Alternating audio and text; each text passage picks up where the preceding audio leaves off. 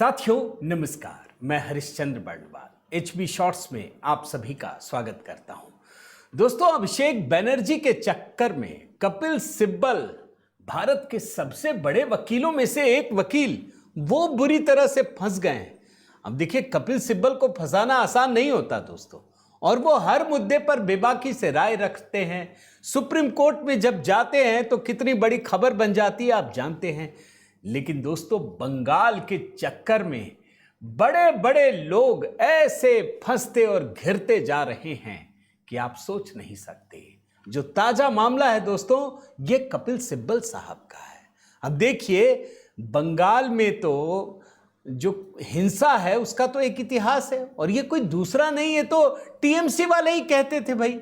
ये ममता बनर्जी और अभिषेक बनर्जी हो, तमाम लोग ये तो खुलेआम धमकी देते थे ना। मैं तो मेन वीडियो में आपको कितना दिखा रहा हूं, आज भी मैं दिखाया हूं, तमाम चीजें हैं दोस्तों।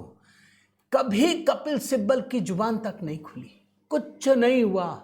हत्याएं हो गई दोस्तों, बड़े बड़े नेता जेपी नड्डा, अमित शाह, तमाम लोगों पर पत्थर फेंके गए, और भारतीय जनता पार्टी के 321 लोगों की हत्या हुई है, नृशंस हत्या।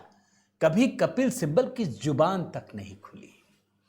लेकिन जैसे ही अभिषेक बनर्जी पर टमाटर और अंडे, टमाटर तो नहीं, शायद अंडे ही पड़े, मैंने जो दिखाया अंडे पड़ गए, कपिल सिब्बल ऐसे बौखला गए हैं दोस्तों, कह रहे हैं कि देश में रहने पर शर्म आती है। सीधे देश को बदनाम करने लगे। मैं कह रहा था ना दोस्तों, बंगाल के लोग बिल्कुल सतर्क रहें, आपका नाम लेकर ये पूरे भारत को बदनाम कर देंगे। ये उसी गैंग का हिस्सा है कि अभिषेक बनर्जी पर अंडे पड़ गए तो इनको देश में रहने पर शर्म आती है। लेकिन क्या जवाब दिया है दोस्तों, वो जवाब भी देखना चाहिए। पहले मैं आपको कपिल सिब्बल का वो स्टेटमेंट छोटा सा सुनाता हूं। कहते हैं, it's shameful, absolutely shameful, I am ashamed that I am living in a country where this is what happens. सुन लीजिए। Shameful, absolutely shameful. I'm ashamed that I'm living in a country where this is what happens.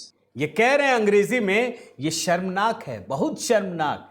मुझे शर्म आती है कि मैं इस देश में रहता हूं, ऐसे देश में। सोचिए, क्यों कपिल सिब्बल साहब, जब बूढ़ी माताओं का, बहनों का रेप हो रहा था, अत्याचार हो रहा था, तब आपको शर्म नहीं आती थी। ये डबल स्टैंडर्ड दोस्तों। और इसीलिए जो पश्चिम बंगाल के मंत्री हैं दिलीप घोष, सीनियर नेता हैं, और इन्होंने जो राज्यसभा सांसद है कपिल सिब्बल, उनको दरअसल आईना दिखाया है, औकात दिखाई है। ये कह रहे पैसों के पीछे तो पूरी जिंदगी बर्बाद कर ली, और अब आप पाप कर रहे हैं। आपको पता नहीं है ये किस भारत पे आपको शर्म आती है। इनका जो पूरा बयान है आपको सुनाता हूं मैं। ये कहते हैं कि कभी कपिल सिब्बल साहब, जो सड़क पे चाय की दुकान होती है ना, जरा बैठ के चाय पीजिए, तब आपको समझ में आएगा। बंगाल आने की ये चुनौती दी है, जरा बंगाल आइए, बिताइए यहाँ के लोगों पर, तब आपको समझ में आएगा कि किस तरीके से बंगाल का कल्चर है, क्या है यहाँ की स्थिति। जरा सुनिए एकदम खुलेआम। मुझे लगता है इससे बड़ी बेइज्जती कपिल सिब्बल को जीवन में कभी देखनी नहीं पड़ी होगी। देख लीजिए। मैं कपिल सिब्बल को आह्वान करता हूँ, आइए बंगाल में रास्ता का किनारे किसी दुकान में बैठ के कभी चाय पीजिए, देखिए बंगाल की शासन क्या है, लोग कैसे स्वागत करते हैं। आप इन चोरों के पीछे मत खड़ा रहिए, अपना जिंदगी तो पैसा के पीछे बर्बाद कर दिए, और इन लोगों को बचाव में गए हैं। क्यों ये पाप कर रहे हैं आप? आइए बंगाल, आपको मैं स्वागत करता हूँ। जिंदगी में कभी चाय की दुकान में बैठे हैं, लोगों से मिले हैं कभी? ना कि वैसे गांधी परिवार के पीछे ही घूमते घूमते जिंदगी बिता दी। ये तो हम भी जानते हैं दोस्तों कि कपिल सिब्बल ने बड़े बड़े लोगों को अदालत की चौखट पर पानी पिलाया है, लेकिन इस बार फंस गए।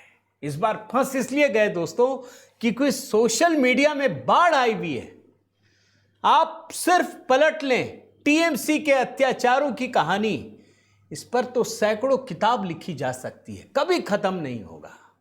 इतनी सारी घटनाएं दोस्तों, मतलब तेजाब उड़ेलने से लेकर तेजाब फेंकने, अत्याचार करने, रेप करने, बच्चे के सामने मां को पीटने, 85 साल की बुजुर्ग मां की हत्या करने, कभी शर्म नहीं आई, एक शब्द भी जुबान नहीं खुला।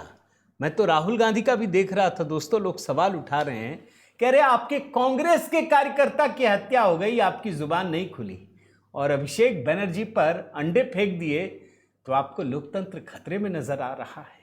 लेकिन अच्छा है दोस्तों, अच्छा ये है, हिंसा का हम समर्थन नहीं करते, लेकिन अच्छा ये है कि बंगाल के बहाने कम से कम इन लोगों का जो डबल स्टैंडर्ड है वो लोगों के सामने खुल रहा है, राजफाश हो रहा है। आपकी क्या राय है दोस्तों, ज़रूर कमेंट करके बताइएगा, लाइक कीजिए, शेयर कीजिए।